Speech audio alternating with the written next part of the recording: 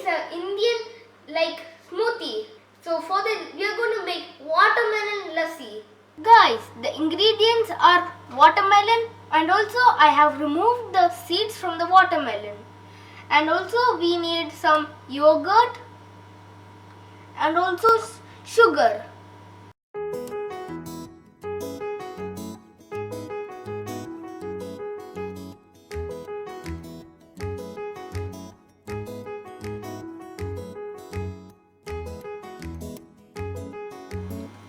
Now I will add the sugar.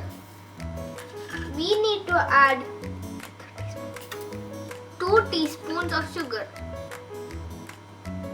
Guys, I have blended the watermelon. Now I will add the yogurt.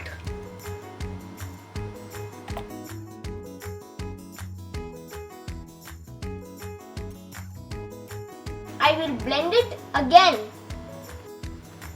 Guys, for the taste, I will add the cardamom. Guys, it's time to taste the lassi.